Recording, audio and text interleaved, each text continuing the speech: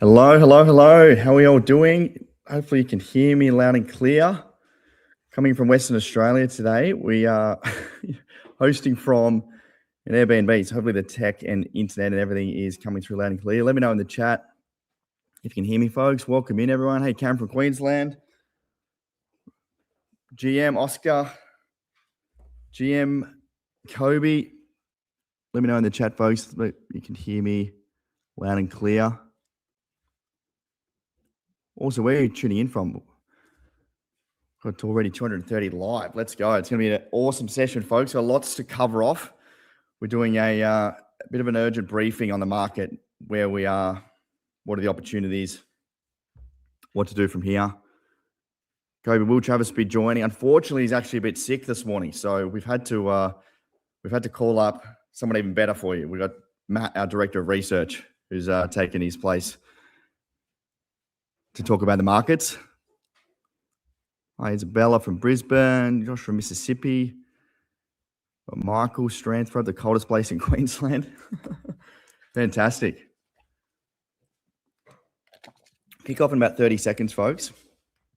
250 live already, which is brilliant. Really looking forward to today's session. There's a lot to cover off. And we haven't done one of these sort of, more urgent market, crypto correction topics in a little while. So I'm excited to get in and talk through where we are in the market, obviously, with everything that's going on, and talk a little bit about how the world is, shifting and changing, especially with everything that's going on with, AI and tech stocks selling off, and all markets really at the moment are in a bit of a holding pattern and a bit of free for all. So I want to talk about the opportunity that we're in and why we believe this next 12 months is going to be really, really opportunistic for those that, can take advantage. Now, I might bring up Matt, if he's ready to go, our director of research.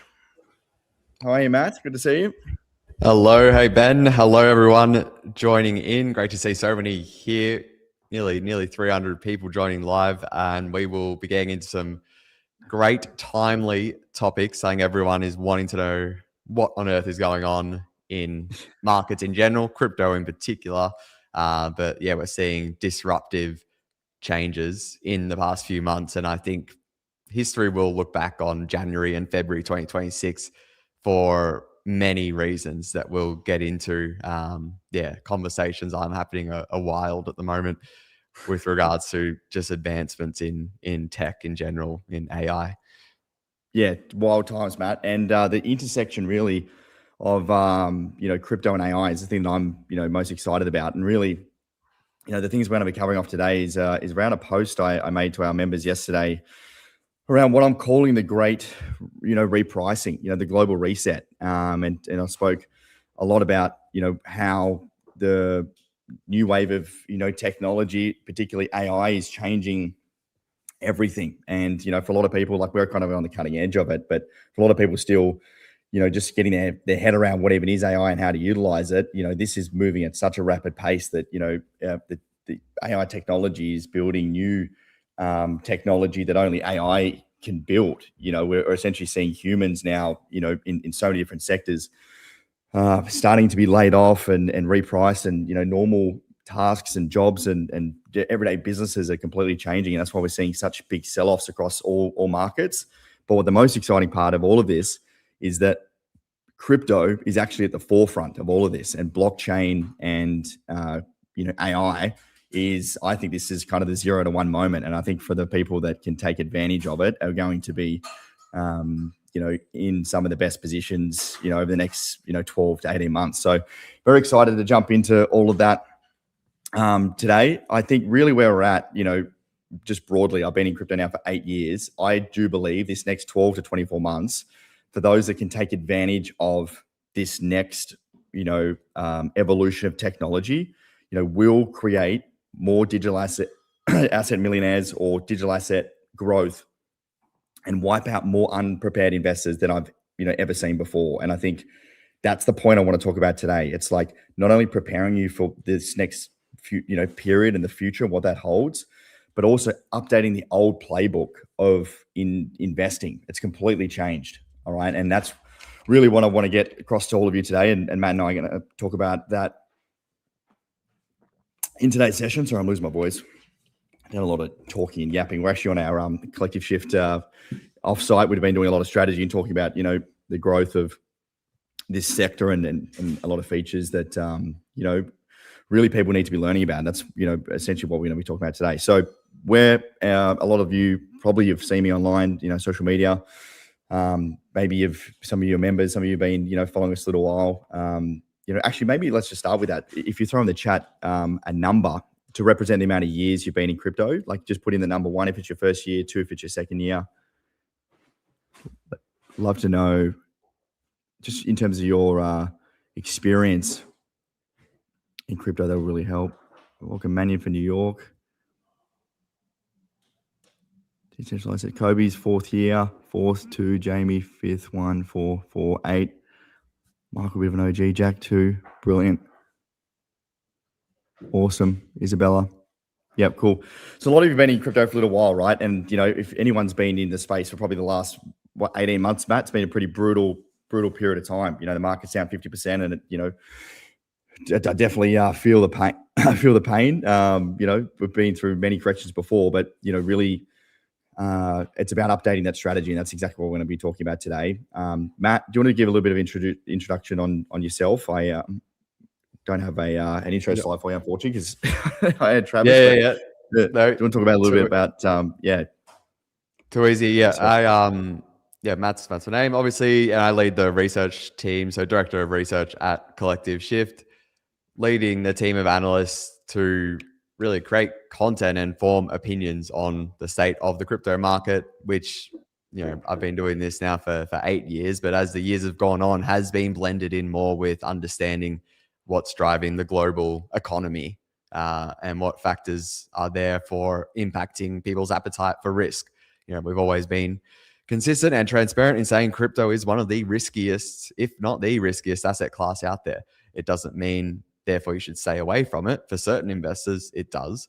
But certainly with risk comes opportunity, and monitoring the global economy for the appetite of risk and the changes in investors' risk appetite is a lot of what I spend my time doing these days, and still spending, probably an unhealthy amount of time, Ben, looking at altcoins and things like that over the years, helping investors make the most of those altcoin opportunities when the market conditions are correct. So yeah, we've built a really strong community and growing community of members over the years, and very proud to have, taught thousands of people and introduced them to crypto, and, really been with them through the journeys of the ups and downs in crypto. So got a lot I can share on where things are at, and looking forward to getting into it.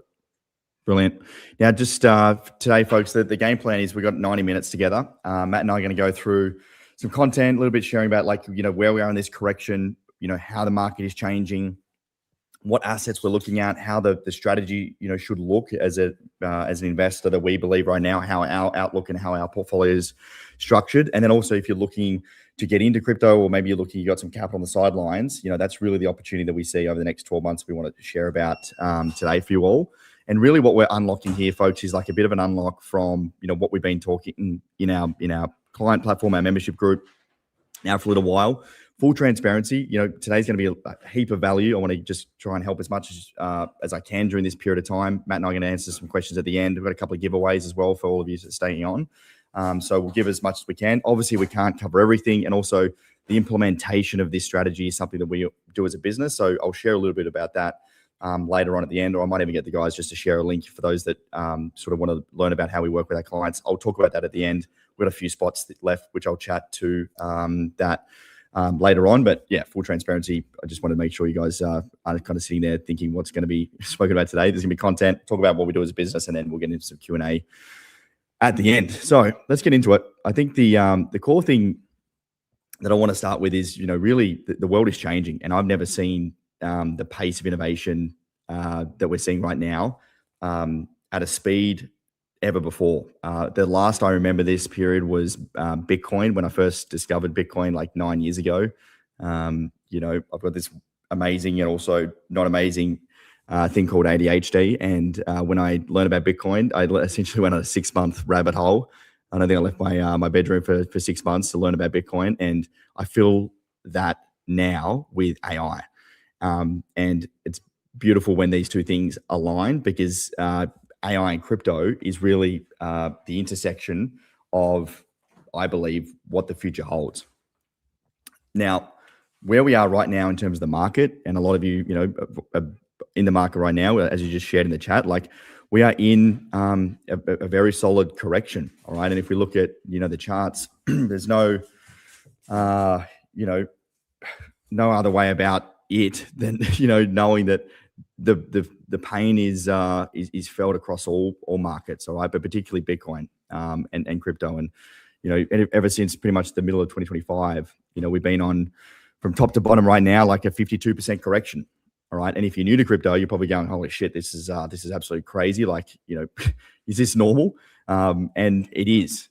The game we play in crypto is risk to reward. And, the last deep correction we had was after the 2021 bull market. Bitcoin went down 80%.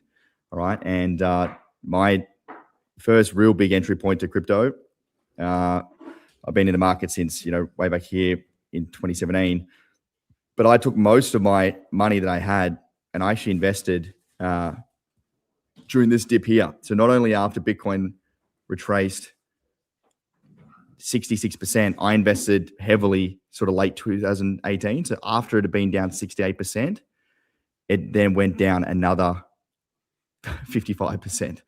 And that's something that people like, I know it's a very basic thing, but sophisticated investors and a lot of people, that have been in the markets for a little while understand this. But if you're new to crypto, just because something's gone down 60% doesn't mean it can't go down another 50%. All right. And that is a painful lesson that you can learn when investing in the wrong time in the market, that, you can get, really, the value can be wiped out pretty rapidly. But on the way back up, just like the pain is felt in those depressive periods, the way up is just as magical. All right. And that is really where crypto, unlike any other market, gives you this opportunity to take advantage when there's real fear in the market, when the market's down 70, 80%, this is where we have these huge movements out of these accumulation periods to the evolution of, sometimes hundreds of percent, sometimes in the, thousands of percent. This was where I made most of my money back in 2021. I was accumulating in this period back in, 2019, 2020 into the metaverse. And back then the metaverse was this new technology that no one really understood. Everyone thought we were going to be, all living in, VR land. And, the metaverse wasn't even a term when I was investing in that back in 2018, 2019. This is a cryptocurrency sector. For those of you that are around, you would have remembered. I can't remember, Mana, Decentraland. There was a few others, Matt. There was heaps of them. These projects. Yeah, Sandbox. There were Sandbox. Snoop Dogg, Adidas bought Virtual Land, various other leading companies in retail and consumer. It was just everywhere. And then Facebook, obviously rebranding to Meta, was the catalyst. And Facebook renamed to Meta, and we went on this crazy run, right? And I was able to take profits out 20, 30, 40x from where I entered. Because I had that foresight of upcoming technology, the innovation, the trend, the narrative, and investing early. All right. And this is what very basic investing requires. All right. This is very important to understand, not only in just investing in general. And I know a lot of you actually, just maybe just for my knowledge in the chat, where have you made predominantly your wealth? If you're comfortable in sharing, is it stock market? Is it business? Is it your career? Just let me know in the chat. Just very interested to know, because a lot of you that follow me, real estate, if they're in Australia, property, actually, probably a good one. Or many other countries. So rent investing is also a big thing, right? So it could be stocks as well. Property, career. Yeah, lots of property as well, especially in Australia. Now, this chart here that you're seeing here is a very common, lots of career, property. Yeah, great. This is Josh, some paper out. No crypto yet, Matt. I don't think anyone's made anybody on crypto in the chat, so hopefully we can help a bunch of people today. But yeah, true.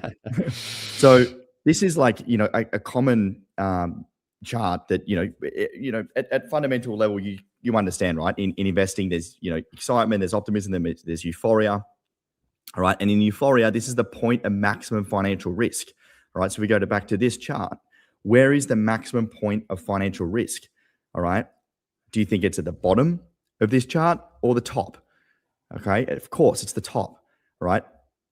The point of maximum financial risk is when everyone is euphoric.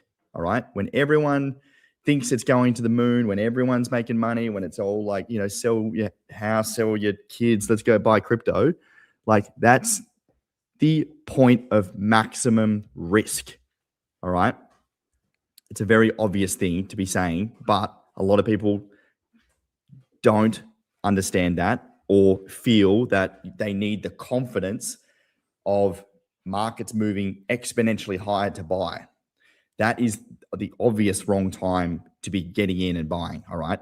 The maximum point of financial opportunity is after depression, after panic, after capitulation, and at this complete bottom here. All right. Despondency. This is the complete, utter Apathy. depressive. I don't care.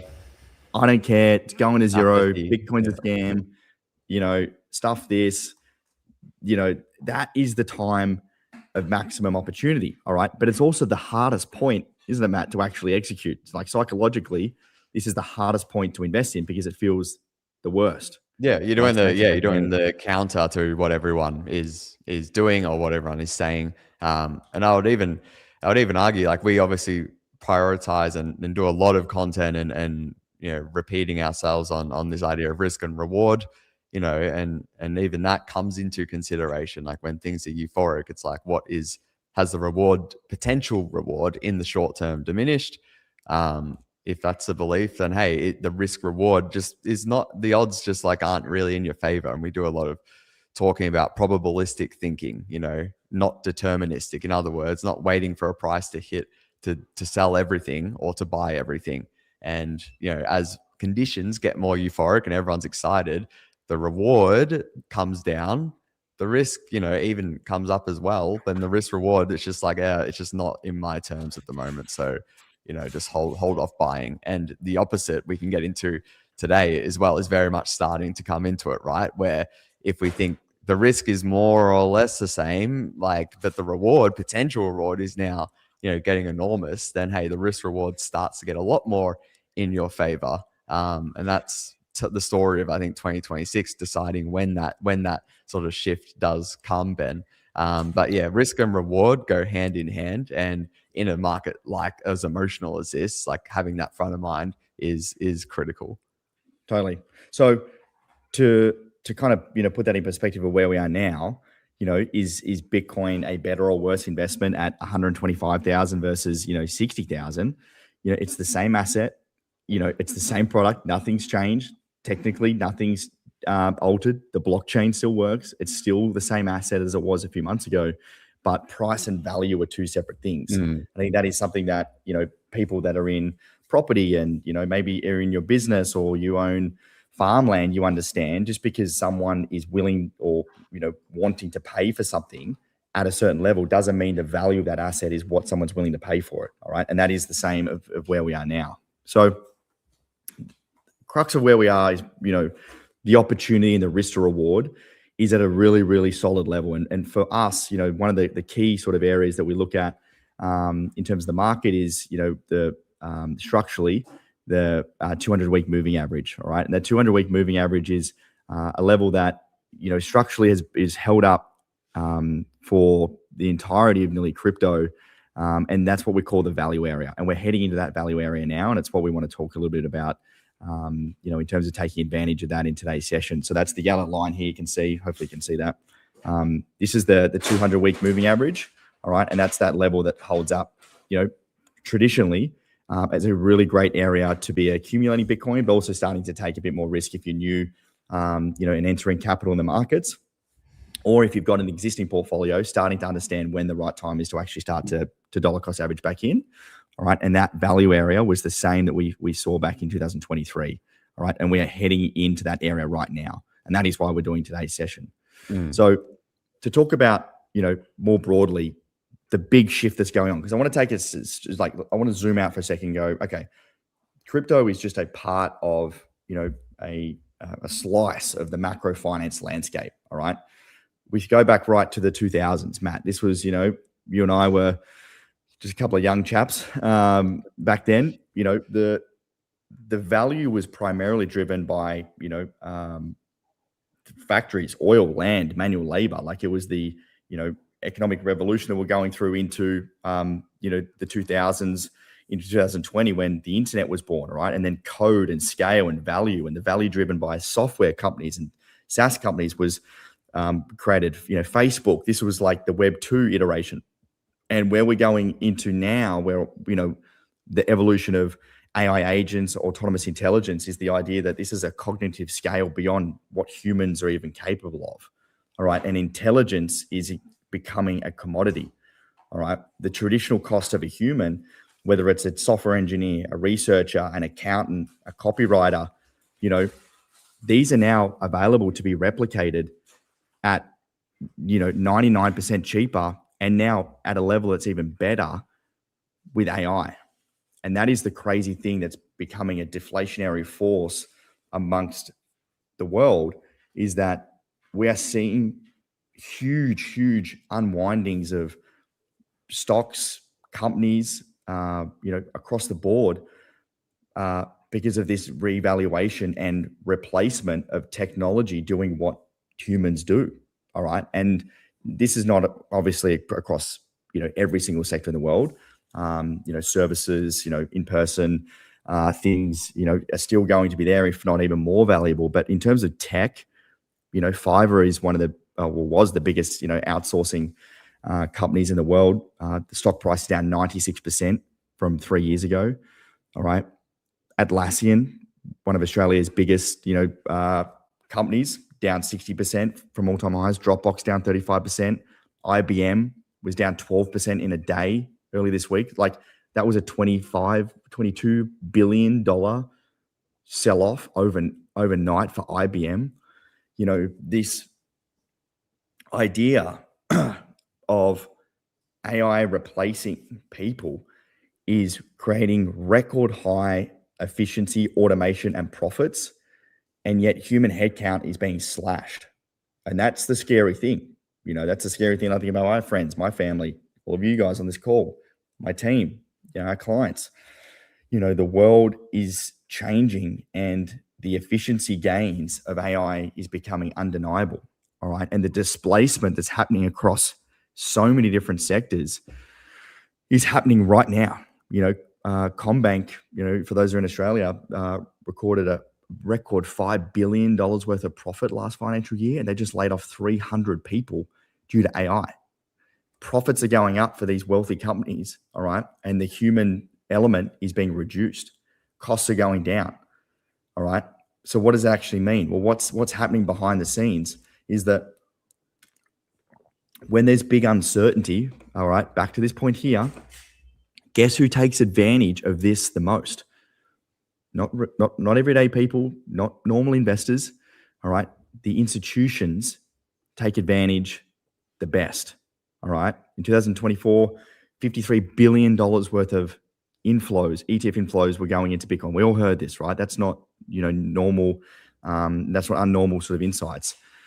But what happened recently is BlackRock, one of the biggest institutions in the world, really, of capital, started investing into crypto and specifically tokens in the DeFi space. And Matt, this was just, literally, I think Barnesy posted this, a week ago. BlackRock, all right, Uniswap, for those that don't know, is a DeFi project. BlackRock had just made a strategic investment into the Uniswap ecosystem for an undisclosed amount. Why are they investing into DeFi when everything's selling off?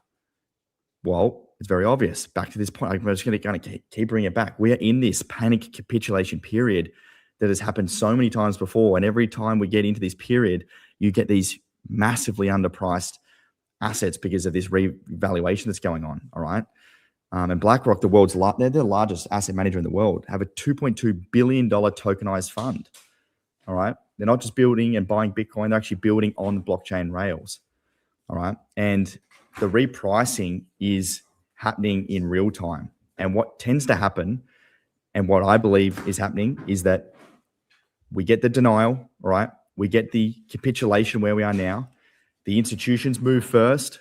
They move the market back up. Then the mass retail arrive, all right? They buy once we get out of this period of maximum fear. They start to buy when the market starts to recover, all right? And then it happens again. And what happens every single cycle, Matt, that we see is the retail buy when it's too late and sell when it's fearful. For sure. Like there's so many things I want to say, but like two things there. I think the Uniswap and BlackRock news, I think, was bigger than a lot of people recognize, because if you have been in crypto for several years, you're so used to these high profile announcements amounting to nothing or to very little. Think of Polygon and Starbucks, for those who were in Polygon and Disney, back in the day. Like, they're high profile names. In most of the time, there's back end deals, compensation going on to win these brands over. But it can be very natural for us to dismiss news like BlackRock and Uniswap, but I can't understate enough the details here of what matters. And unfortunately, people just don't have time for details these days with TikTok and that rotting our brains. But Hayden Adams, the founder of Uniswap, said that this partnership was the result of 18 months worth of meetings in Manhattan. At Uniswap Labs has an office in New York, and obviously BlackRock has one, near Wall Street. They met frequently over 18 months to hash out this partnership. I just can't stress enough like how much back and forth. Like, this is a massive deal compared to previously in crypto. You get these sort of just like really like news to try to pump an altcoin. This is just like nothing like that. And it goes into our theme, right, Ben, of crypto transitioning into a new phase, like very much. So the institutionalization of Bitcoin and crypto more broadly, one of the most bullish factors I still have for Bitcoin long term is I still think investors are heavily discounting the impact of these ETFs. They're still a very new instrument, and the ETF sell-off has been far less drastic as you would expect. When you look at the ETF numbers in terms of Bitcoin holdings, they're like 10% off all-time highs, which is astounding. If you told me that Bitcoin would fall by 50% how much would ETF holders be capitulating? I wouldn't have said we are only 10% down from all-time highs. That just really feeds into what you're saying, that this adoption of crypto is as fast and as prominent as I've ever seen after living and breathing this space for, this is my 9th year now. And this Clarity Act that we have coming, all of these job openings happening with these crypto companies. We got Stripe and all of that mentioning blockchains on their earnings calls. It's like the most excited I've been in my career for crypto's future. Yet here we have the market doing what it's doing. Yeah, it's history doesn't repeat, but does rhyme, Matt. And I just brought up on the screen while we were talking there. This is just literally, in the last few days, this is what is happening actually on Wall Street in crypto. The amount of household names on Wall Street that are hiring and building out their crypto teams right now is actually wild to see. Amex hiring a senior digital product manager in crypto. PayPal, all right, crypto business development. Visa, crypto sales and partnerships. BlackRock. You've got Morgan Stanley, MasterCard. You got JP Morgan building a lead software engineer blockchain developer.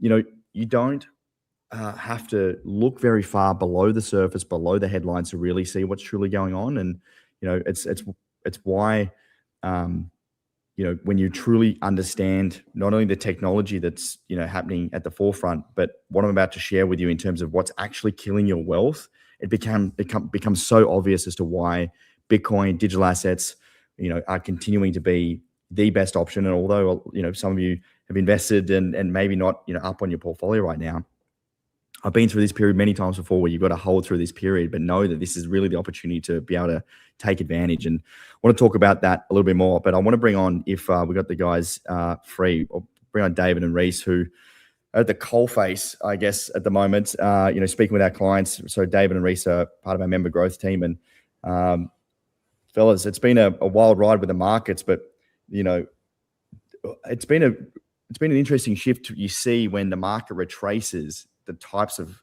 clients that we tend to see and work with more are those that truly understand markets and are more sophisticated in nature and understand that this is sort of the opportunity to take advantage. DT, I might start with you. Like, what's sort of the conversations you've been having with, clients that maybe have an existing portfolio that are, maybe struggling or down, and how the rebalancing and how the old strategies are just kind of not working anymore?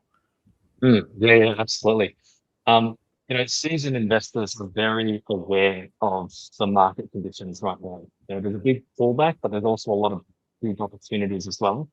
A lot of the clients that I've been speaking to have been quite successful in traditional markets like property, the stock market, and that's spanned over many, many years and decades, right?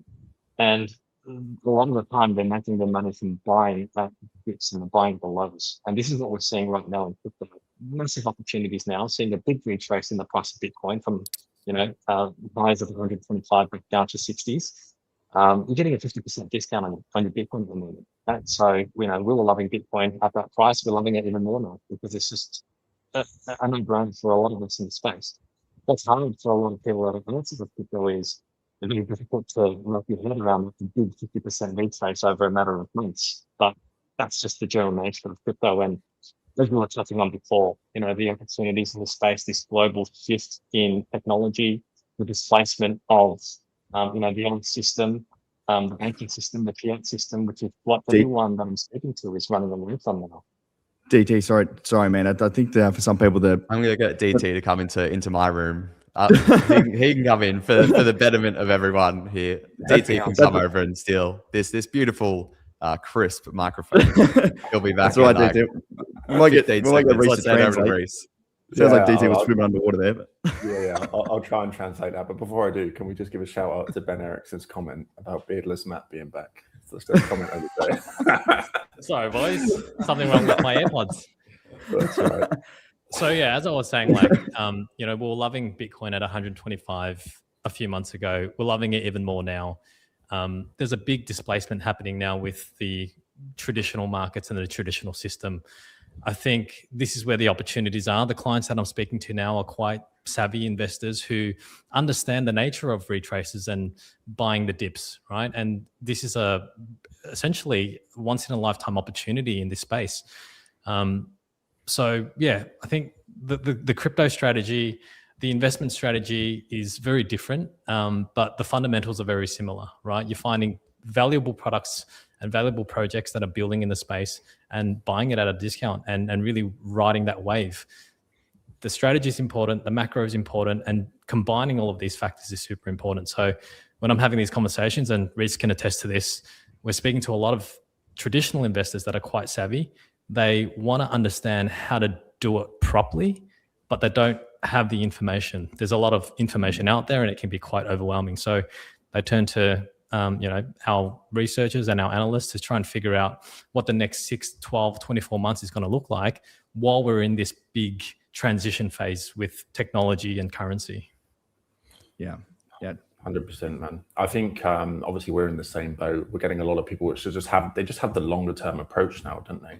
I think what I've noticed is more I'd say probably in the last 6 months rather than the last kind of, I guess you could even say 6 years in crypto, is just a way more sophisticated investor that's coming on, not just with us here at Collective Shift, but just in general. And I think obviously, the fact, having the likes of BlackRock, etc., involves obviously brings that kind of legitimacy to it as well.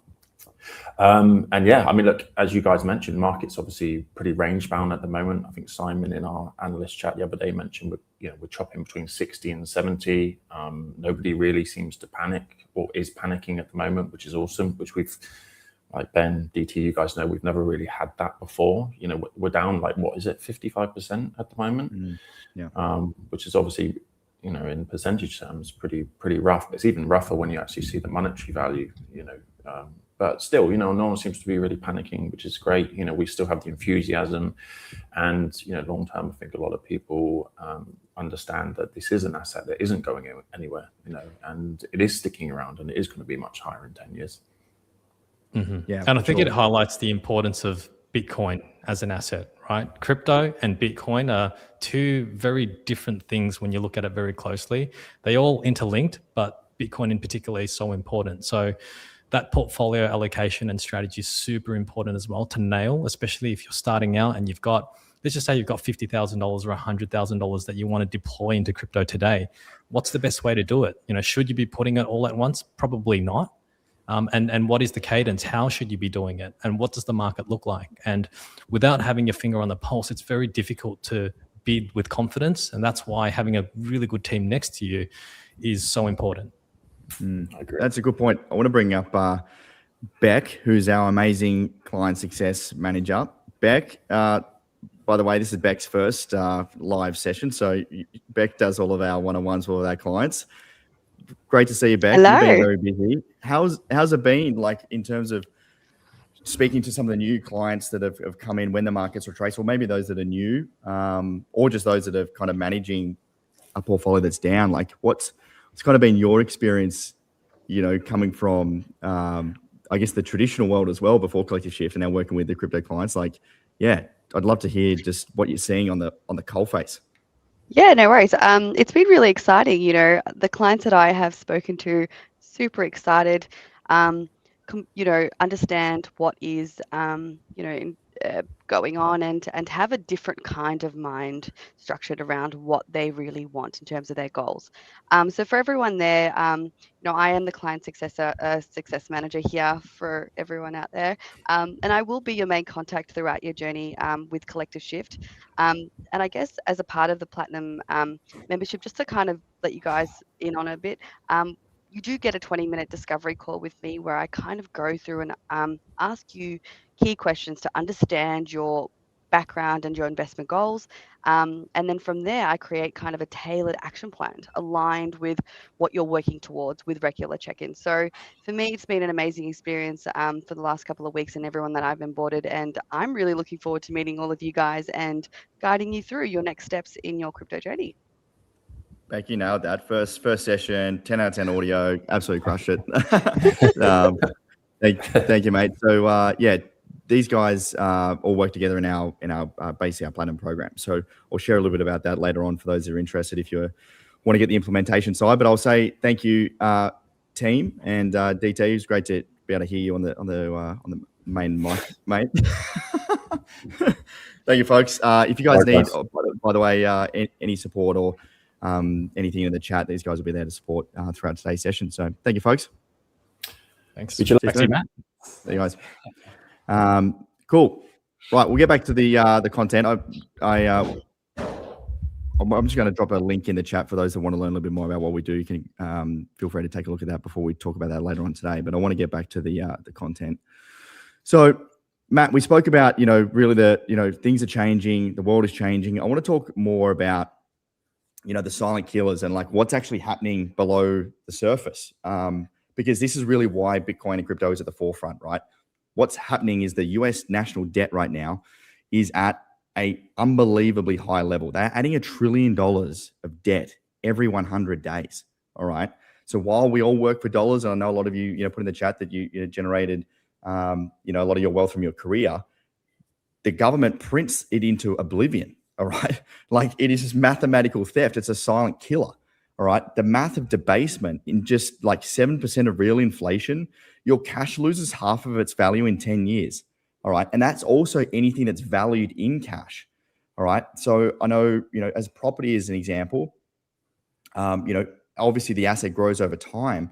But if you take into account the true inflation due to debasement of currency, then actually, unless you're outpacing growth more than 7%, you're either staying break even or you're losing. All right. And that's really, really a hard pill to swallow when you think about, your investments and how much money you have in different asset classes. If it's valued in fiat currency, you're getting that debasement. All right. And then you think about your savings as well. Like, this is a melting ice cube. And I'm not saying cash is bad. I'm saying that if you're holding or over allocating and just counting on your retirement, based on, the current rate of debasement, then their buying power continues to be melting. All right. And if you think about like what's available in the bank right now, like, it's wild to see how much, or how little you can actually earn from a cash savings account. Like, I'm not sure if anyone in the chat is getting more than 4%, unless it's like a longer lockup sort of term deposit. But if you're getting 4% from your cash savings, like real inflation, like true inflation is probably closer to 7% of purchasing power. The real return is negative. All right, even government bonds, even the S&P 500. All right, you're just getting a little bit over.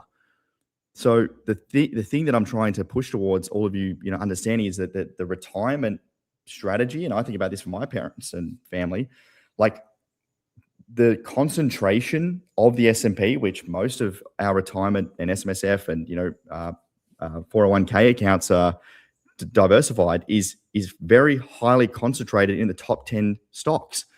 All right, and the top 10 stocks are tech stocks. And guess what's happening to tech right now? It's a massive sell-off. All right. And it's happening and at a rate that is faster than ever before. And people are more exposed than they realize. All right. The retirement, the S&P 500, the big tech concentration, and the AI disruption. All right. It's replacing and repricing people's financial future rapidly. And Matt, this has happened at a super rapid rate, right? Oh, you're on mute, man. Yeah, it really is. I think it's a big lead into sort of, and it's funny, I always do sort of joke in a way that I do expect Bitcoin to hit like $1 million in my lifetime, but I do sort of joke in a way. It's like, well, I don't know what that will be worth. Like, if I don't know when that will happen, and $1 million today is worth so much difference with Bitcoin was at $1 million whenever that happens. So we got a good question there about like, well, then, why would you invest in anything if the US dollar is always being debased? And, Bitcoin is often quoted in terms of US dollars, but, it is a finite, I guess, resource. Like in everyone knows its scarcity is sort of baked into, the actual code base and representing what it is. So again, if our vision and our outlook long term is that people will tend to flock towards something like Bitcoin and also, gold. Obviously 2025, the whole digital gold narrative for Bitcoin proved to be way too early. I think over time, people will start to put 0.5, 1%, 1.5% in Bitcoin. And when you do that globally, over time, that should strongly outperform US dollars. Yes. So that's actually a good point. So the three parts here of, debasement, concentration, and the old playbook, is the enemies really of like, either killing your wealth or killing your upside. If I can get just maybe a message in the chat, what percentage of your current portfolio is exposed to, I guess, like either one, or actually, no, let me reframe that. What percentage of your portfolio is diversified outside of traditional investments? Let's put it that way. So like traditional being, property, cash, stocks, essentially like, whether it's precious metals or crypto, what percentage of your portfolio is in crypto and precious metals? I'll probably put those are the two like truest forms of sort of, hard money. It's just interested to know just what percentage of your entire net worth is in crypto and precious metals as a combined percentage. 15%, 5%, 20%. Cool. 90% crypto, Isabella. Yeah, ride or die. Ride or die. 10%, 10%. Yeah, cool. And Bank of America recently put out a piece around how they're now advising up to, their high net worth clients that have zero exposure to crypto, no idea about what even it is, up to 4% exposure to Bitcoin. But, even it was a research firm out of the US, I can't remember their name, put out a piece of just even a 15% allocation exposure to digital assets or Bitcoin, has outperformed the S&P over, a long time. So a lot of people have different percentages of their portfolio in crypto, and obviously the higher your percentage of your net worth in crypto, the more I guess reliant you are to ensure that your allocation in crypto is correct. All right, and that's the hard part that changes so rapidly in crypto, is that if you don't have the right allocation, your heavy altcoins or whatever it is, then things really shift.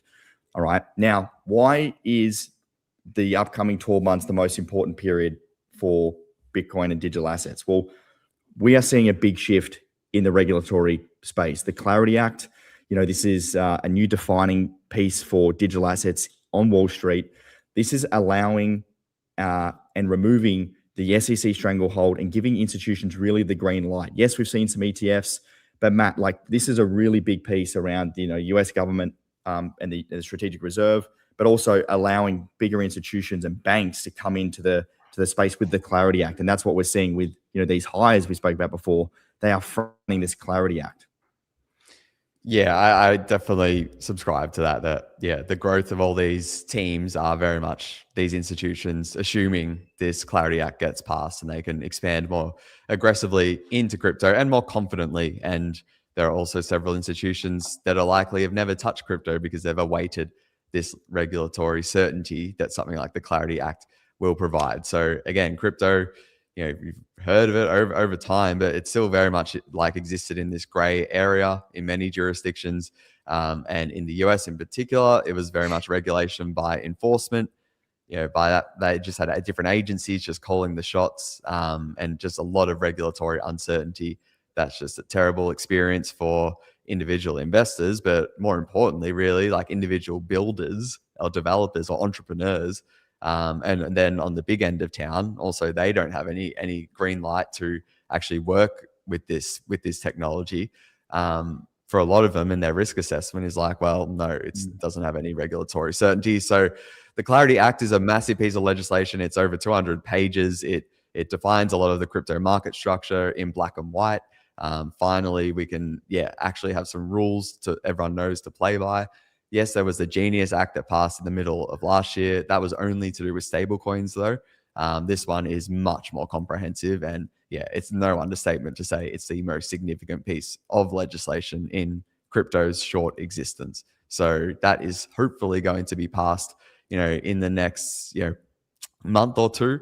They're just sort of teasing out the final sort of issues on that. But that would be an amazing piece of legislation to get through. As we've been talking about with members, we don't sort of bank on that being the reason to sort of end the bear market, but certainly it would give us more momentum when the shifts turn around in the global economy. Having the Clarity Act and that therefore additional institutional adoption would absolutely be rocket fuel for helping crypto, in that next bull market.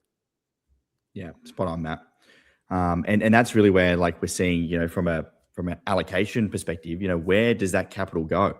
All right, you've got 300 trillion in global real estate, 130 trillion in global bonds, 115 trillion in global equities. It's over $500 trillion. The amount of capital that's out there is unbelievable when you think about it.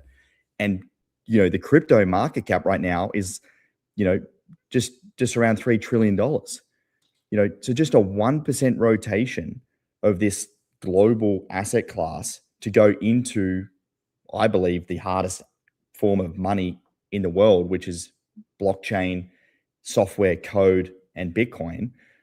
That is a huge increase in the market cap of digital assets. All right. And if you just look at Bitcoin, specifically, Bitcoin's only about, 1.5 trillion. All right. So what we're getting at here, folks, is we are at the kind of cutting edge of huge regulatory unlocks. We've started to see the institutions, start to come in. All right. But we're still at this, adoption curve where we're still in this middle phase here. Phase one is the early adopters. That's where, a lot of us got into crypto years ago. And we've got the portfolio. We're still everyone here is the early adopters. Phase two, though, is where the institutions enter, and it always takes longer. I thought Bitcoin back 8 years ago was going to change the world in the next 12 months. It took a lot longer for people to figure out what it actually was. Same with AI. All right. It's going to take a lot longer for the adoption curve to happen and play out. But once we hit this phase three piece, this is mass adoption.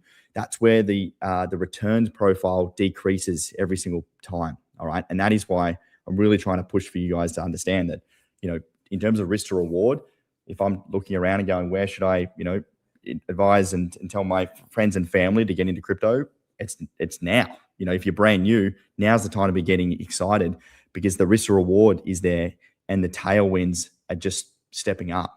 All right. And, Larry Fink, the CEO of BlackRock, he's CEO of the largest asset manager in the world. They manage $10 trillion of assets under management. 10 trillion. That's 3 times as big as the entire crypto ecosystem.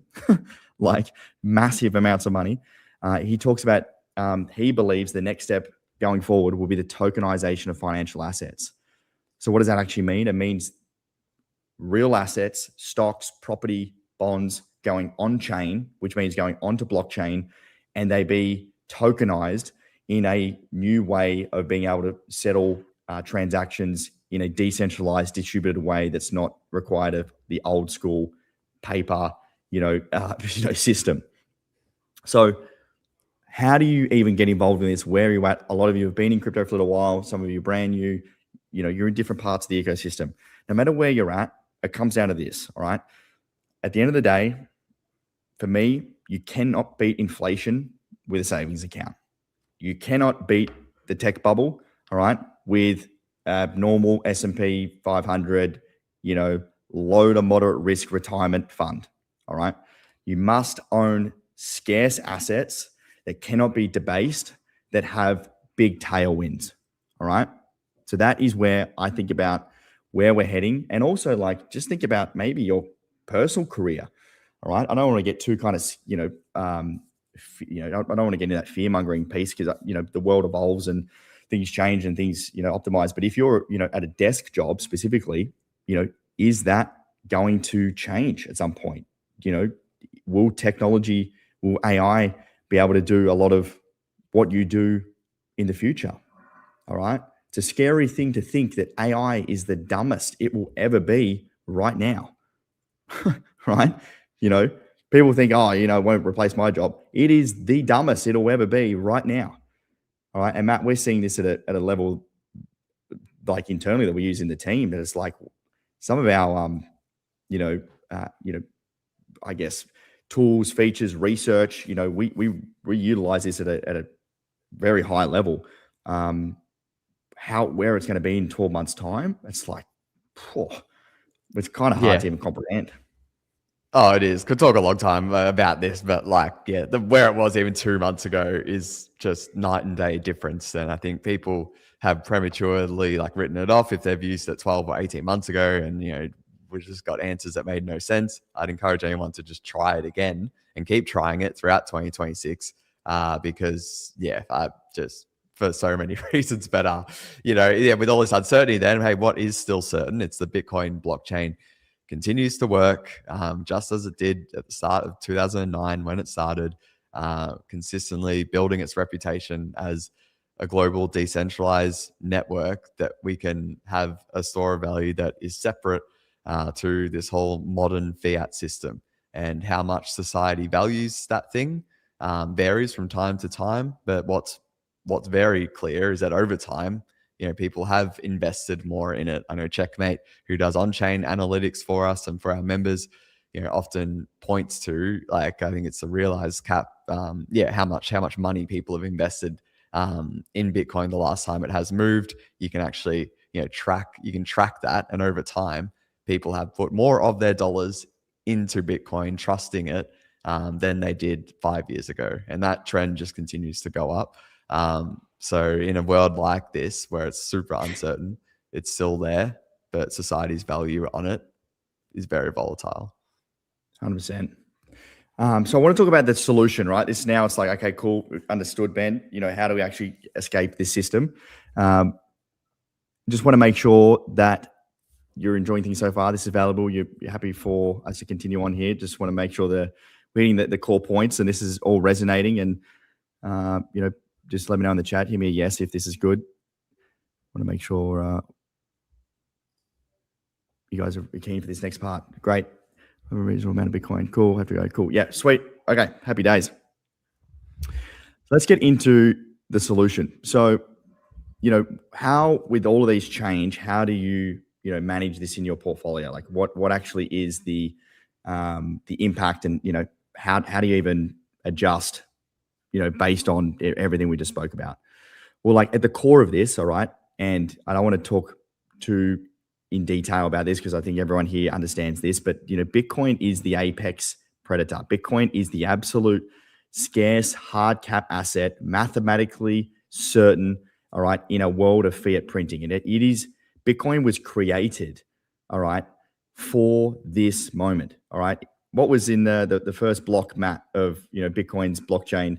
It had the newspaper clippings of I can't remember exactly what it was, but the money Chancellor printing. on the brink. Yeah. Yeah. It was just a reference essentially to more just issues with modern money and questioning modern fiat currency. And it was really came Bitcoin's launch. Some suspect people were waiting for it to be launched on a scenario like that, but it is just adds to the narrative of what Bitcoin represents and is attempting to represent. Yes, correct. All right, and then you've got the scarcity. All right, the scarcity is what drives the value and the ability for people to utilize it at a global level. All right, it's sovereign property. No bank can take it off you. All right, it is unmatched in performance because it's the best performing asset in history because it's hard capped. All right, and the only true form of sovereignty and your ability to be your own bank is to opt out of the existing system. And this is, again, a lot of you already have crypto, so I don't want to harp on about this, but the piece around just even holding this and your assets on an exchange, all right, it's still not your keys, all right? Not your keys, not your coins. If an exchange goes down, like we saw FTX and in different exchanges over the last few years go down, you lose your Bitcoin, you lose your crypto, all right?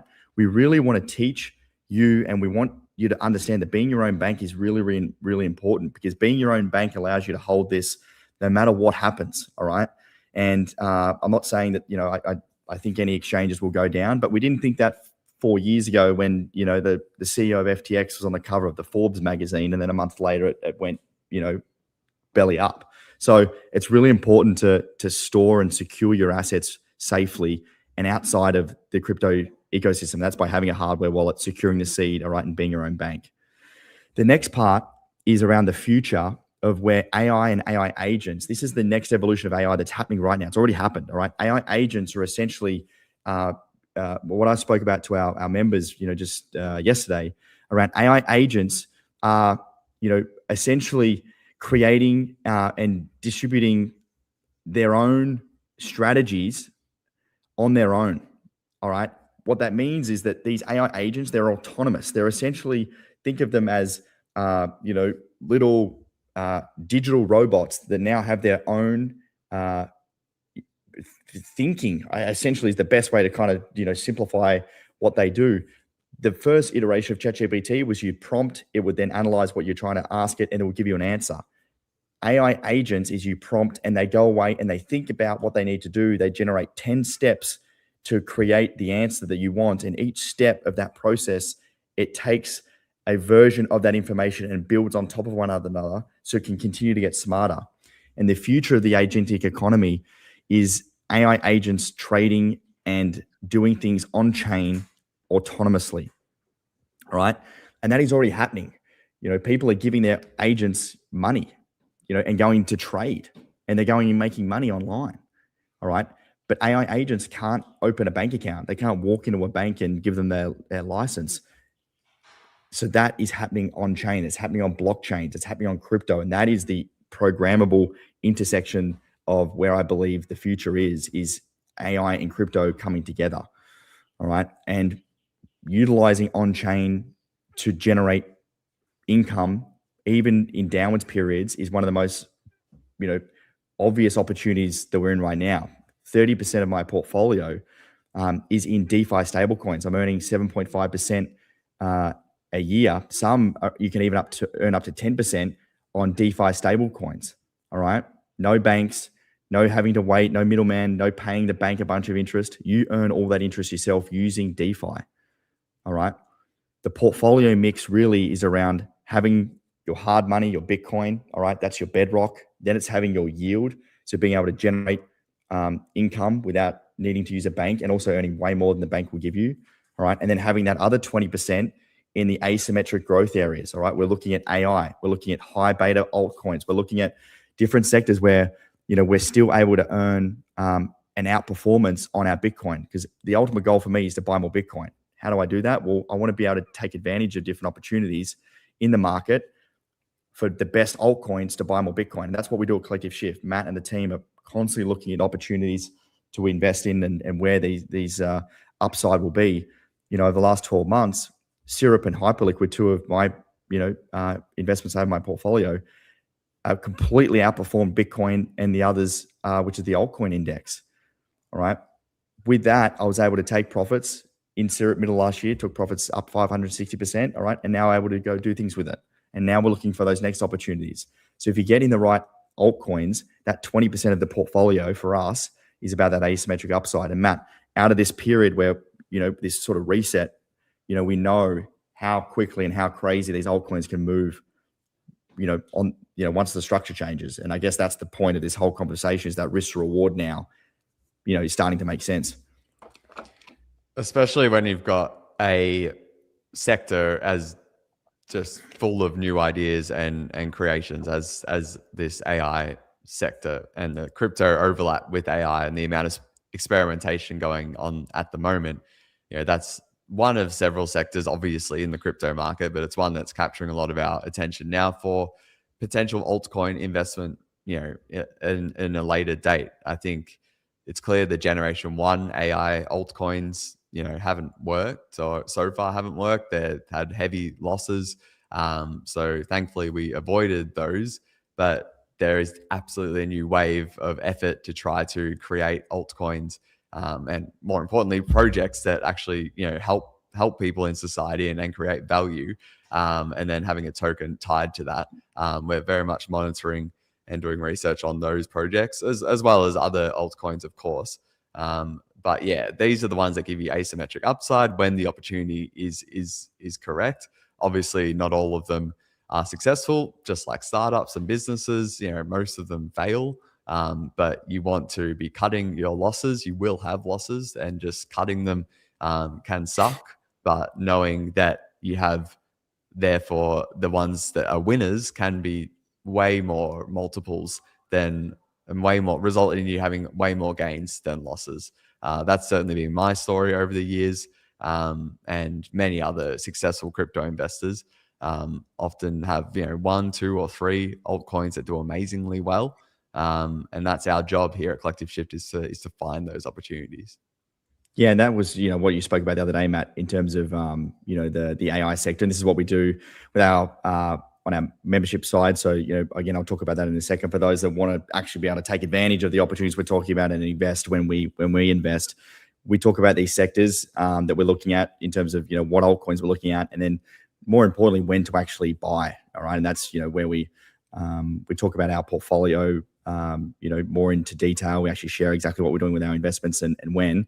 And then people follow that, because essentially at the end of the day, what Collective Shift is just us sharing what we're doing with our portfolio back out to our members so they can follow along. And as an independent company, that's the model we take. We don't do affiliates or paid ads or anything like that. So it's important that everyone knows that the way we model our business is that we do a good job with our portfolio. Our clients win.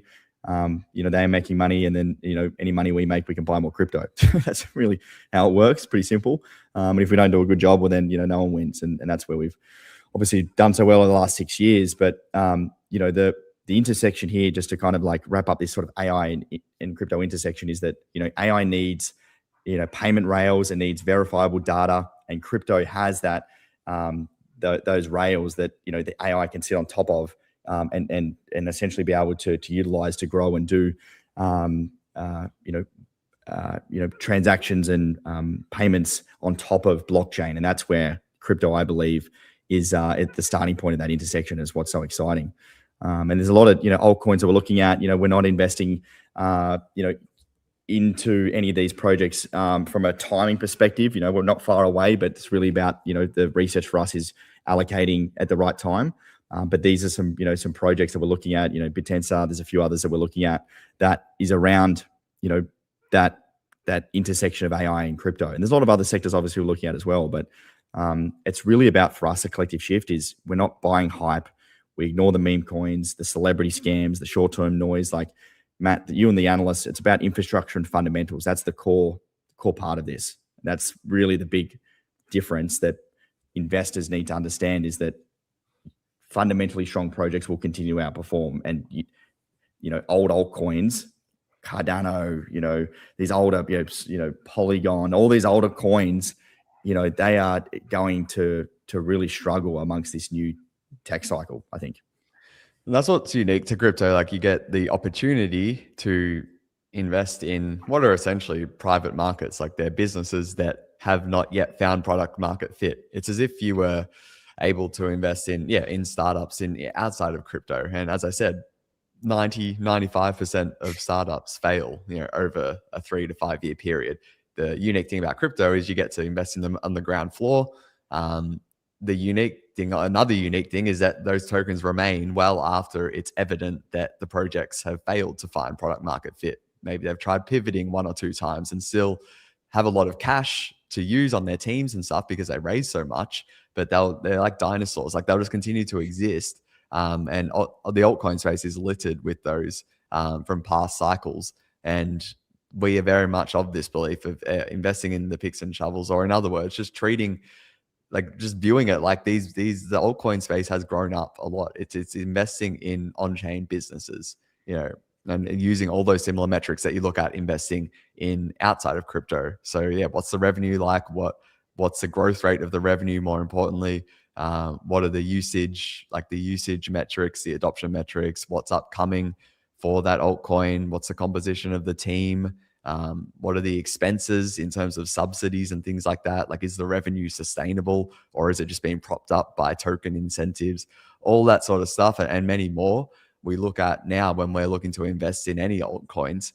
And that's why, we repeat the same ones so much, because we have ignored so many that are down 90-95%. So we are always open to the idea that there are new projects like Hyperliquid that come along and just start to dominate, because they are challenging the older altcoins and saying, hey, you need to actually be doing something that not only finds product market fit, but secondly, arguably more importantly, if the project is successful, does the value flow back to the token? There are countless examples of projects, quote unquote, gaining adoption, charts up and to the right in terms of users and stuff, but the token price is just falling all the time. And that's because people can use that project solution, but they don't necessarily need the token, or they need a slither of the token. And there's enough sell pressure on that token from teams and unlocks that ultimately results in the price doing extremely poorly. So this is a massive part of what we do day to day. And it's a lot of filtering, a lot of calling out bullshit, like in terms of altcoins that we come across. But Hyperliquid remains one that's up the top of our list in terms of ones we are really excited for the next bull market, which may not be far away. Yeah, brilliant, Matt. So, to go back through, to be clear, in terms of the protocol that we use or where you're at right now, this is kind of the steps I'd take to review where you're at. So the first one would be audit. Do a deep dive on your current portfolio. What is the structure you have? Is it the same strategy I just mentioned with the percentages, or are you over allocated or under allocated in different areas? Like, really audit and understand kind of where you're at in terms of what you're investing in. The next one is build out the strategy. And the strategy really is around, are you allocating now? Do you have capital to allocate now to take advantage of, back to that chart I showed you before of the maximum fear is the maximum opportunity. And then, where does that sit in your broader, net worth asset allocation? The next one is the execution, setting up your wallets, making sure, you've got those DeFi wallets set up. You can use, MetaMask, Uniswap. Again, these are things that obviously we teach, and we can work with you one-on-one if you're interested in that. If you don't have the time, but, if you're on your own, using MetaMask, using DeFi, going and checking out Syrup to earn it, the interest you can earn on your yield, staking some of your altcoins if you're holding through to earn a reward. All right. But the security is really important. You really want to make sure that cold storage is set up using a Ledger or a Trezor, making sure you're doing test transactions and you have two-factor authentication on, you're not getting scammed. We talk to so many people that, come to us after they've been scammed, and it's horrible. All right. You really want to be able to protect your assets, because, it's a scary place, the internet. And a lot of people, unfortunately, want to steal your money. And then the last one is just optimizing. You have to rebalance. And I think that's something that a lot of people don't, understand, that, if you're investing in this space, outside of just Bitcoin, like there is portfolio updates that you need to make. All right. And, things change really quickly. And, if you're not on top of that, you're not taking advantage of when things sell off and you're not rebalancing, then you can, really lose a lot of value in your portfolio. And that's one of the biggest value points I would say of, being able to outsource that time and let us do the due diligence for you, is that we have a proven 6-year track record, that we do the work for ourselves, then we share it with our clients so they can just follow along. All right. But if you are doing it alone, you need to make sure that if you are investing in different sectors, crypto moves extremely, extremely fast. And the research framework adjusts based on when new tech comes out, like we're seeing with AI. All right. So using that fundamental audit and that on-chain validation is really important. And that's probably one thing that I probably, Matt, you mentioned before with the on-chain analysis, like this is, Checkmate, probably the world's leading on-chain analyst. You're being able to see what's happening like on-chain, and specifically like seeing who's buying what, what whales are selling, what, short-term holders are selling. This is a new form of analysis that, traditional investors that are outside of crypto don't understand. And it's a beautiful advantage to be able to understand and utilize this research. Yeah, picking up behaviors and patterns that are so cyclical, and they're so repetitive because it is human emotions. Markets are emotional, and at the end of the day, you can track, how the average loss of a Bitcoin, this is only for Bitcoin, but it obviously has massive implications for altcoins. But yeah, you can easily track how much of a loss a Bitcoin holders are in average, or how the recent Bitcoin holders, how much are they down, and what's the likely point according to history that they end up just capitulating and just leaving. All of that and much more is sort of analyzed by Checkmate, who is world class, I would say as well, Ben, at on-chain analysis, and can help you guide you through sort of these market cycles that crypto finds itself going through. Yeah, spot on, Matt. And that's really like the emotional cost that people get trapped into, is like, waiting for smart money to buy. They wait for confidence, then the retail buys and, hit euphoria. All right. And then the retail sells and panic. And it's like, this is the emotional cost of just being always late to the party. And we don't want you to be late, because if you're late in crypto, you can lose a lot of money. But if you're early, you can make a lot. Like it's a highly leveraged asset class. All right. And we really want you to pivot and stop being that, emotional money in crypto, and those traditional, investment strategies that you use in property and stocks and things just don't work in crypto. It's completely different. All right. You don't use EBITDA multiples. You don't use, like valuation metrics that you use in the stock market. It's very different. Volatility is a part of the game. All right. And we want you to start being the strategic money. All right. Moving away from those headline reacting and, chasing and panicking, and really like anticipating those trends. And that's where I made my money. You've got to anticipate the trends and get involved before it becomes mainstream. All right. Accumulating during the quiet periods when there's sell-offs, either holding through the volatility or following a strategy. All right. And that's really the two paths that we're at, continue staying the course, hoping the old playbook works again, hoping it just keeps going up forever. And we know that it doesn't. We know that a lot of old coins will never come back. And hopefully your financial advisor figures it out one day, or just accept the new reality that this is the new world that we're in. All right. We want to understand that this correction is a new way of defining that opportunity, whether you're new to crypto, all right, and it's a way of getting in, or understanding that, okay, maybe the current portfolio I have in crypto, isn't going to work, and hoping is only going to continue to make it worse, because hope is a terrible strategy. And we talk about this a lot in our group. Some of my best decisions was actually selling at a loss of some of my altcoins to get into better projects, because looking back, they would have been down a further 80 or 90%.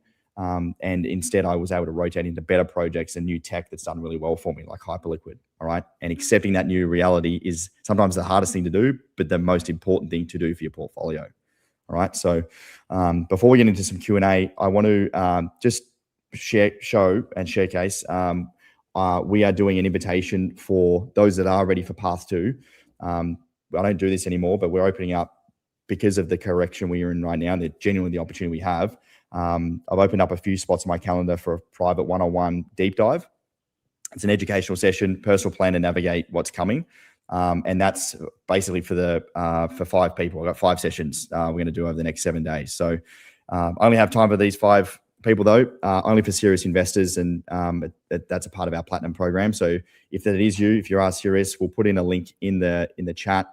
You can go over and check that out, fill out the details. You do have to apply. We want to make sure it's a good fit. And, those 5 spots, I'll be doing an hour-long one-on-one session. So you can go over and check that out. Before we go into Q&A, I just want to make sure that, beyond this session, really take note of what we spoke about and know that, it's the space is moving so fast in terms of the investing landscape. Sat down with my partner the other day, and we whiteboarded out our sort of strategy and net worth and, how we're allocating capital. And, coming back to that point of, the savings erosion, the retirement erosion, the old playbook is only unwinding faster and faster. All right. So I want you to understand that each week, each month that goes on, the math just continues to get worse. So I want you to think about that seriously now and really be able to work on that and update your strategy based on where we're at, because that's the most important part of, taking advantage when it does feel the hardest. The capitulation period, it feels the hardest to do anything. But remember that every single time we have these corrections that have happened many times in crypto is the point of maximum financial opportunity, whether you are new to crypto or whether you are, been in it for a little while. Updating that strategy is hugely important, right? So I'll put that link in the chat. Beyond that sort of one-on-one first 5 people that we work with, really for those of you that are serious and, want a bit more institutional grade research, high touch support, I want to talk about this for just a couple of minutes on how we work with clients. We're getting a lot of messages from people about, isn't now the right time to get in? Should I be looking at my portfolio? How do you guys even help? We have a very sort of small, allocation of people that we bring on each month because we work really closely one-on-one with them. And the reason we're doing this session is 1, to educate you as much as possible, 2, answer as many questions as we can to help. And 3, for those of you that are serious, really help understand that this is the time to really, make the biggest changes and the biggest, upside to what's occurring in the market. All right. And the professional infrastructure that we've created is really about, research, education, support, and working with Matt, myself, the team of sort of 18 people now, Matt, DT and Reese and Becky you mentioned earlier, because most people fail in crypto because they don't have the time, clarity, understanding, or research to invest upon. And a lot of our members, like Andrew, as an example, came to us with like this overwhelming amount of noise and information, and you hear it, you see it on social media, influencers all the time. There's so much stuff that goes on online, and it's just so hard to kind of cut through. It just speaks about like how we're able to cut through and just give the honesty and clear approach. All right. And, the analysis and detail we provide in the tough moments is why we've saved him a heap of money and headache, and the future growth is to come. All right. And the institutional data that we get as a company, we invest a lot of money. Like we're spending $300,000-$400,000 a month on our team and our data to get the alpha and the insights with the best, information, so we can pass it on to ourselves to invest, and then also our clients so they can execute as well. And that was one of our members, actually, Bill. This was a few months ago. This is when Trump came out, probably middle of last year. Through our WhatsApp, he bought it at $9 when it was mentioned and sold at $63. Made $120,000 in a day, which is wild, right? That's obviously not something that happens all the time. But when you get the right insights and the data before things reach the public, before it hits the mainstream, you can take advantage. All right. And that's where that high touch support comes in. Beck, that you saw before, we have a full white glove service where we do concierge, like tailored experience to really make sure that you're getting, the right action plan and the right strategy. All right. And then you have one-on-one sessions every week for your first 30 days. And then we do quarterly check-ins with your strategy to make sure you're in the right place. And that's, one of our partner members spoke about, looking forward to chatting to Travis. They made some changes to their portfolio today after the session and just feel more at ease with the allocations given the uncertainty, and probably wouldn't have executed any of it without the valuable information. So a lot of people come to us with existing allocations and don't know what to do. So having that one-on-one time with analysts and our researchers can just make you feel calm and at ease, really. And the next part is just a WhatsApp community. So we have, access to our platinum network. We have 400 high net worths in our group now, and these are about long-term partnerships. So not only, in WhatsApp, but also in person. So we do 2 in-person masterminds a year in Sydney and in Miami. One of our members here just spoke about, thanks for the info. I truly appreciate it. This is the kind of info I signed up for. I'm a busy person, doesn't need to spend spend all day looking at the markets. This is what he needed, right? And then you can follow the money.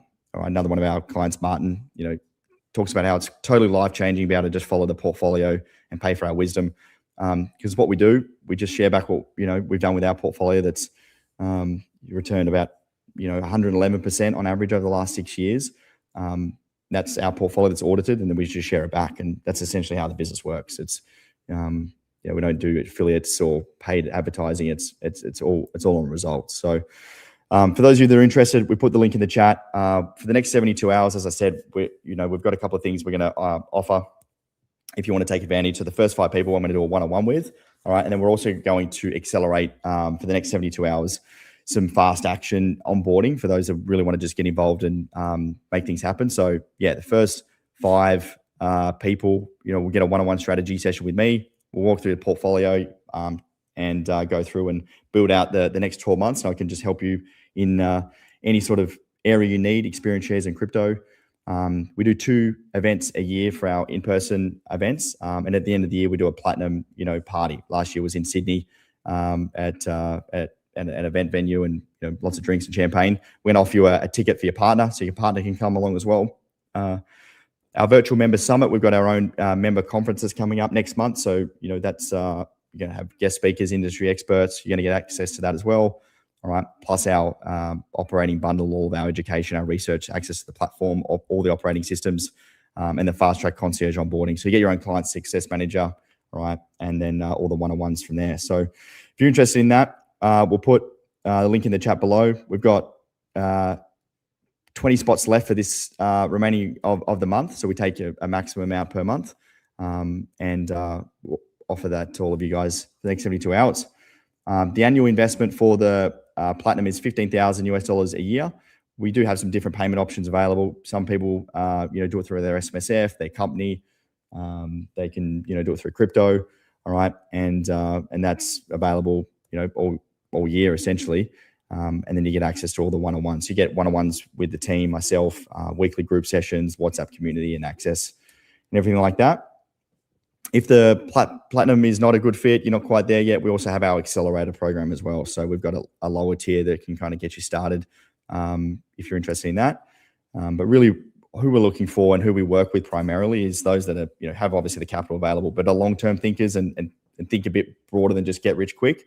We're really looking for the folks that know that they can take action, looking at that long-term time horizon, because that's where we can make the most, results for our clients. So if that's of interest, again, links in the chat. You can go over. You have to fill out a form. Just let us know a little bit more about yourself. It's got all the details that I just mentioned of the platinum program here. And then down below, you'll just fill out this form, and then you'll book in a call with one of our member growth team. All right. And that call is not about, signing you up immediately. It's just a consultation call. So we want to get a feel for where you're at, understand your goals, your challenges, where you're trying to go to, how much of your crypto is part of your broader net worth. What are your challenges? What do you need help with? All right. And then we'll build a custom path for you. So not every member is the same. It's not a course. All right. We have a number of different options available. So if you're not sure even where to start and you just want to jump on a call with one of our team, all right, that's the best place to go and figure out if it's a good fit. So we'll get into some Q&A, Matt. And I want to just, please send in your questions in the chat now about anything we spoke about today, or the membership, crypto, whatever. We got some time. Matt and I can answer some questions. Nice. We got one from Philip here. If Bitcoin is the original Lion King, but what are the thoughts on XRP, HBAR, and Algorand being adopted using international finance and on-chain tokenization of real-world assets? Yeah, I view them as quite separate, as you said, Philip. Bitcoin, I think, needs to be considered quite separately to altcoins. As we said, I think for those unaware, Bitcoin and stable coins combined account for 70% of the overall crypto market, which overall the crypto market is quite small, full of opportunity. But in times like these, you've only got 30% shared by thousands and thousands of cryptocurrencies. So the likes of XRP, HBAR, and Algorand, they've been around for a long time. XRP been around for 8 years or 9 years or so.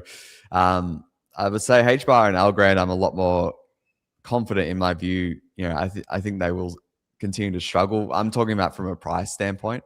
You know, we're not interested in buying any altcoins at the moment, but we're definitely heavily researching them. For now, I just say, hey, there've been businesses that have like tried to get adoption in these spaces. They have got adoption. I think the extent to which they have has been underwhelming, and the growth rate of their adoption has also, you know, been less than expected. Doesn't mean they can fail. Doesn't mean they have to fail, but I think, yeah, I need to see more from them to get excited about them as prospects. For XRP, they have a better chance than the other ones. But again, you're now seeing increased competition in 2026. While the regulatory certainty will help, you know, entities like Ripple Labs and XRP by extension, you're also now, that will also in another way increase the competition for XRP. You've got the likes of Circle with their ARC blockchain. I would encourage anyone to just Google Circle and ARC. And then you've got Stripe with their blockchain. So Stripe is one of the largest payments companies globally.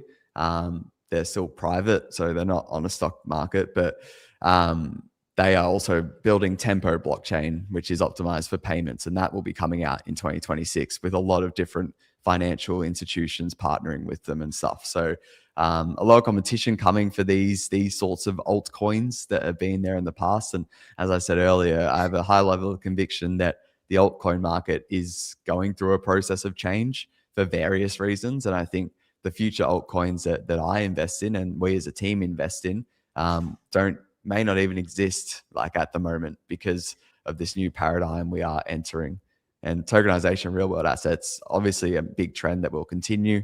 But the value capture is another thing that is still, the jury's out on where that value flows to and who's going to be the winner.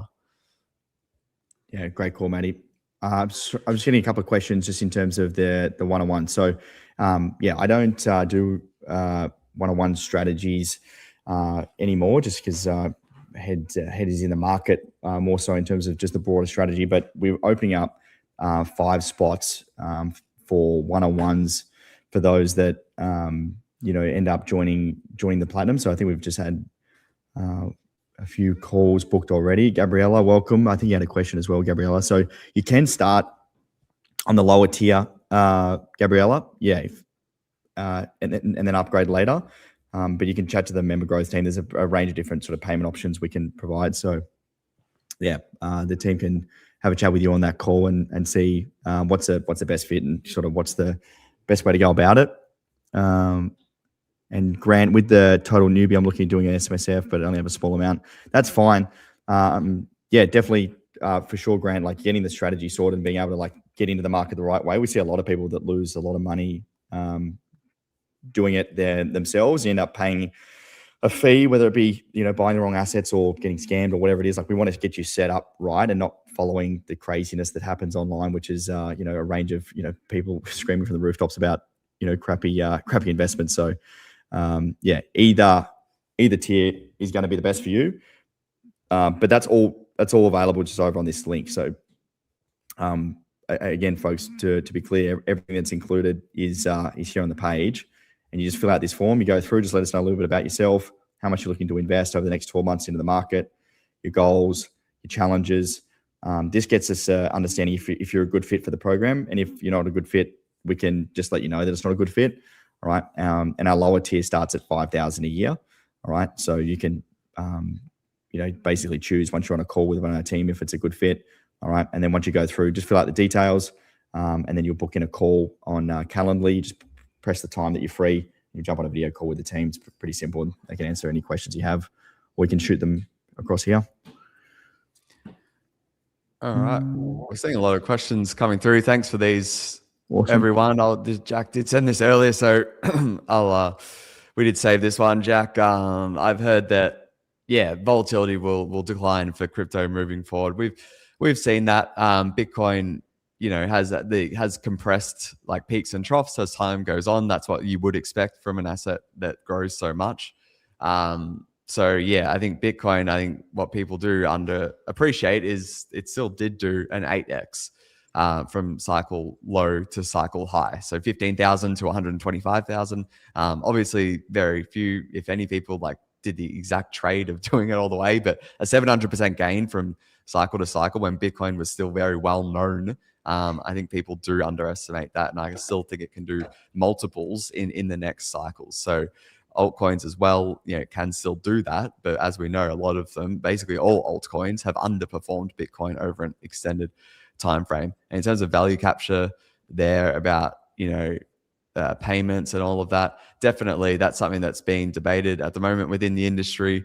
Will all the value just flow to BlackRock? In terms of savings from tokenization, all these banks getting back end infrastructure set savings on how they operate. So operational gains that they're making, will that just be captured in their valuation of their equity and their stocks if they're publicly listed, or will it flow to altcoins? That's been a big debate at the moment. I think you've got to stay much more in the frame of the likes of Stripe and all of that. They will just be excellent at utilizing blockchain, and that should accrue to their valuation. But they still will be using and communicating with public blockchains, which have layer ones like the tokens. So ETH and Solana should benefit from this broader trend. But yeah, it's right to question whether flows value into altcoins that are specializing in RWAs. That's been a sector we've been skeptical on for many years, and a lot of the tokens in that sector have not done well so far. But we are open to a possibility where they can start doing well. Yeah, so Ondo is a good example there. Like, we've been bearish on Ondo the whole time by the assumption that we just haven't seen the value capture. So back to what we said earlier about investing like based on fundamentals and treating it like on-chain businesses. Like, Ondo is great with their branding and getting their brand out there, helping build the BlackRock tokenized products, but the fees flowing through to Ondo, why should I buy the Ondo token? How does the value accrue to the Ondo token? That question still remains open. We're open to the idea that it does improve, but right now, those sorts of tokens we're just not interested in. Morpho is one that has improved in recent weeks with all this gaining hype and attention on vaults ever since ETH Denver conference was earlier this month. Vaults was the main takeaway from there. Everyone was talking about vaults, Morpho V2. So we're monitoring all of that stuff, but right now we are in a bear market, and these token prices, we are more focused on researching for getting those gains in the tail end of the bear market, starting to invest in, your Solanas of the past cycle, where it went up from 8 up to as high as about 280. Again, no one will ever time the bottom and top, but those gains are absolutely bought into at the end of the bear market. That's where we've had our most success. So we're monitoring these sorts of projects.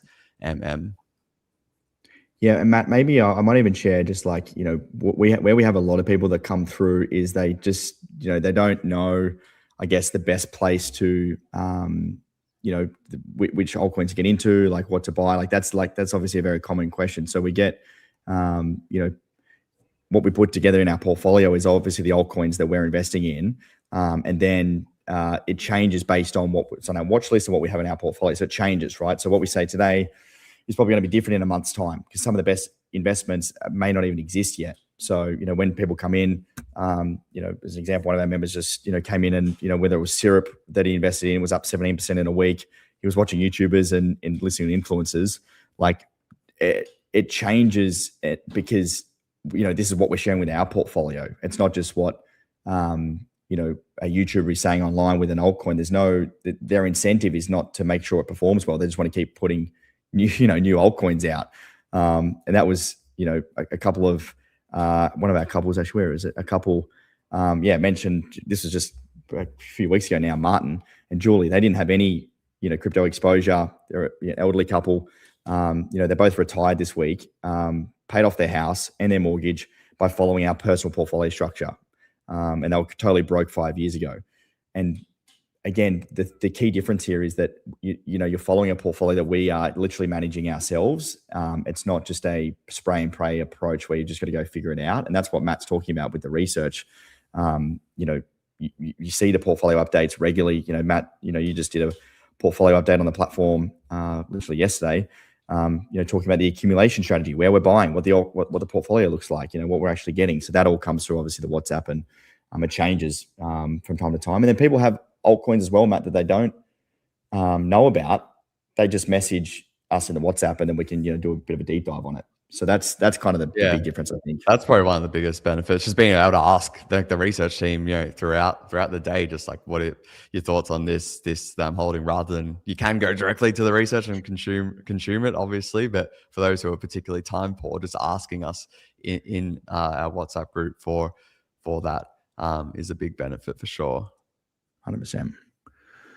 Some good questions coming through. It's good to see all the people filling out the form as well. So yeah, once you get to the form, folks, you get to the calendar, you can book in a time. So I look forward to speaking with everyone that's filling that out. Keep sending in your questions, folks. Yeah, we go on from Brady here. Yeah, do you believe the 4-year cycle played out and we're currently in a bear market, or do you think this is a large pullback and an extended 5-year cycle like many were predicting? Yeah, this is still it's interesting. We're like 50% down, and there's still, I've seen different people still saying, it isn't a bear market yet. I was even speaking to someone earlier this week, and unfortunately, like the messaging in their group is still very much like buying altcoins, and just buying down as they keep going lower. Just continue to buy and believe, have conviction in these cryptocurrencies. Like they will all turn out to be great in time. And that's just fully having the blinkers on or rose-colored glasses. Like it is a bear market, Brady.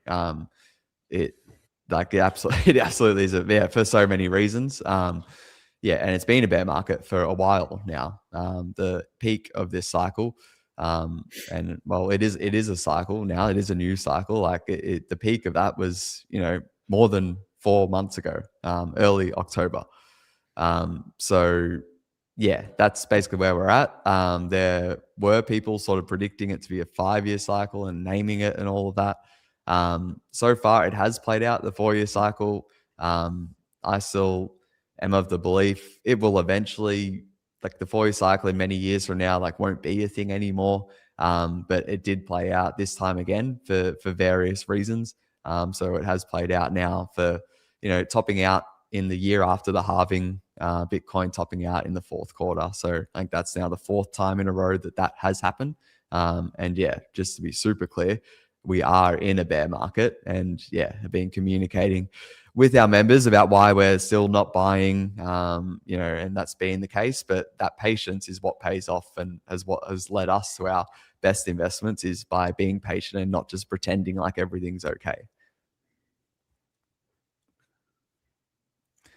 More altcoins being created. Yeah, Adam, since me and Ben got into crypto in 2017, there were only several hundred altcoins. They were complicated to launch.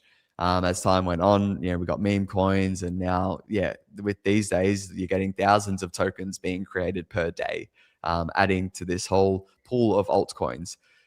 That's not necessarily inherently bad, assuming you actually are continuing to see an increase in demand. So are new investors coming in? That can still be okay if a supply is being diluted and things, but we haven't seen that additional demand, and we've also been seeing an increased supply of altcoins. So both of those have downward pressures on prices. And yes, I think there just will be continue to be launching of altcoins and millions of altcoins as time goes on through things like vibe coding or creating them with AI. None of them really ever get any meaningful valuations. They may be worth a few $1,000s market cap or tens of thousands of dollars market cap. I sort of view that as a separate sort of pocket of the industry or market, if you will, compared to the more sort of serious altcoin investors who are more looking for fundamentals in things like Hyperliquid and things like that. I think that's a very separate sort of investor crowd, if you will. So the answer to your question is that dilution will continue. But as I said, that may be a problem or it may not be a problem, depending on what happens on the demand side of things.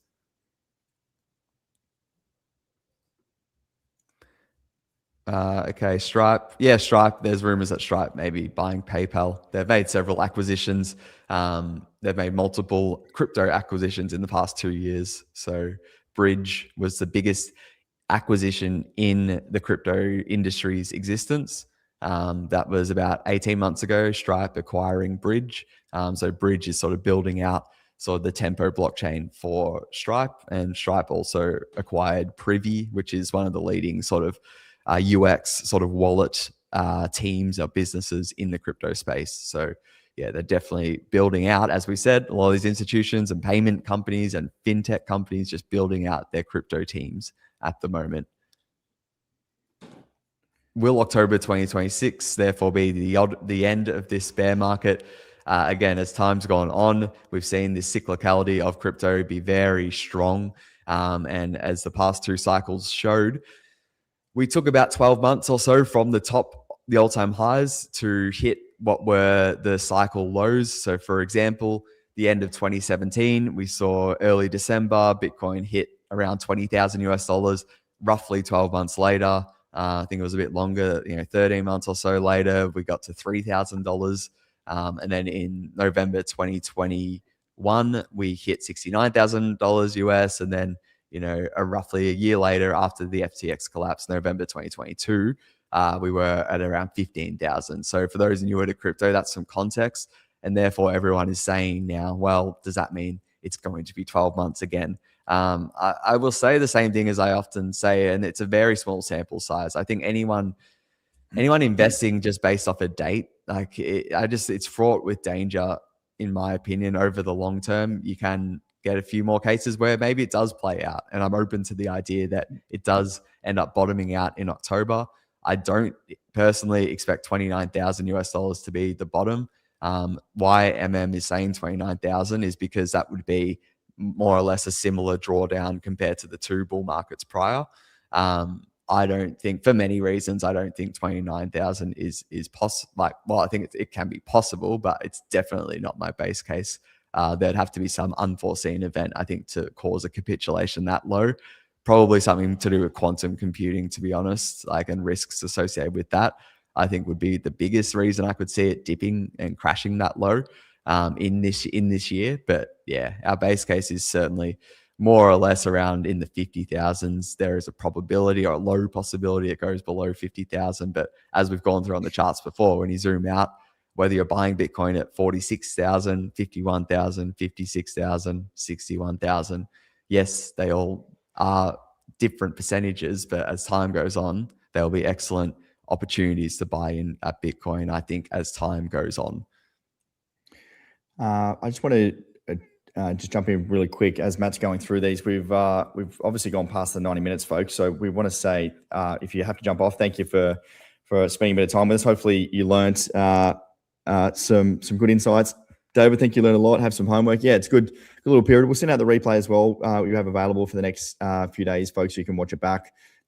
As I mentioned, there's 5 spots. I think there's already a couple of people that have come through, which is great. So there's calls coming in. We're looking forward to speaking to the people that we just want to jump on a call and see where the best option is, and sort of ask any questions where we can continue to help through that link that we put in the chat. So just a reminder, that's both the Platinum and our Accelerator. You can book through the form. You just sort of apply and pick a time that's best suited for you, and then you can jump on a call with either David or Reese, and then we will look forward to get you on board and get our strategy sessions in place and get the portfolio in order.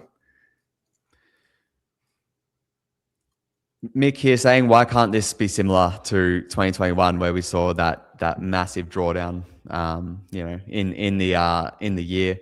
Yeah, thanks, Sue, for booking and seeing some other bookings coming through as well. Anything is possible. We could have that scenario in 2021 where we saw around, I think, a 50% crash in Bitcoin and all other altcoins just crashed. There's just so many reasons why I firmly am not having that as my base case. I think as history has gone on and we've sort of actually there's a lot of data has come out that a lot of that secondary pump in 2021 was more so driven by Alameda Research and FTX. There's evidence of them sort of juicing up prices essentially, to keep it simple, in the back half of 2021, causing that second top. And that would explain why all of the top signals, traditional top signals in crypto, did fire off in April 2021. On-chain indicators, social indicators were all topping out in 2021. When you look back, November 2021, all-time high price again for Bitcoin, but barely any altcoins.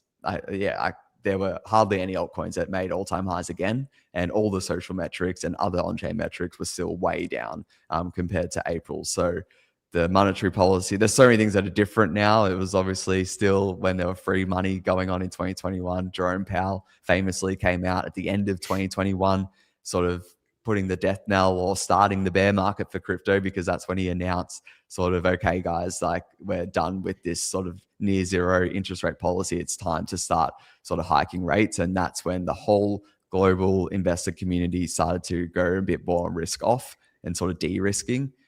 So that's like two big examples about why I don't think we'll have this vicious sort of back upward trend like we had in 2021. So we don't have fraud like Alameda Research, and it's a whole different monetary policy outlook in 2026 compared to 2021. Yeah, great call, Matty. Lots of questions and stuff coming in. Thank you, everyone that's in the chat. Thank you for jumping in, Benny and Ahmed. Sue, just to be clear, if you booked in and took the call but didn't see the email to join up, so if you've booked in, so that will come through over, once you filled out that form, you'll come to the calendar. So you just fill out this, put in your details, then hit schedule, and then you'll get an email to a link where you'll jump on a call during that time. Otherwise, if you have any issues with the timing, you can just email us at support@collectiveshift.io.